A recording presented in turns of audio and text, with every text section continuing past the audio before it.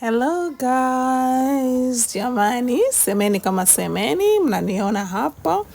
Nakwambia hii ilikuwa old school party ndani ya Lamata Village, as you can see hapo. Huyo ni semeni, nimevalia zangu vyovyote vile, mradi ni old school. Angalia nywele hiyo, miwani, wanja, makeup kutoka kwa Zamora brand. Nilipendeza sana jamani, and the party was the hit.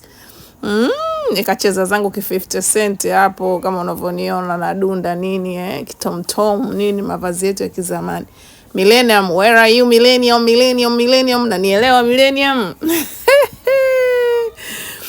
Hapo sio nilijikuta nani jamani, sio Sister P wa Bongo, sijui 50 cent, yani acha kabisa. Nikaona ngoja niingie saki old school.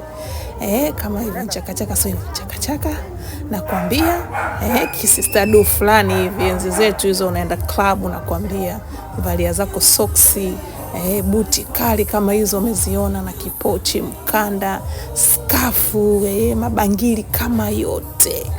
Nikasema hili gari la kizamani jamani, mzee Kaizirege huko Bukoba, si unajua Wahaya tena Wahaya, mzee wetu Mwahaya Kaizirege alikuwa na gari kama hili jamani. Babu yangu Mungu amlaze mahali pema pembeni, Kaizirege wapi Wahaya, wameendesha sana haya magari jamani, old school nini.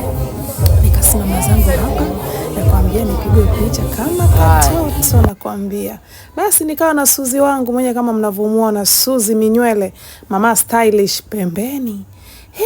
Akawepo mzungu, mlete mzungu, mlete mzungu. Hatuna habari nakwambia, tunapiga zetu umbea na Suzi wangu, kama mnavyotuona old school party.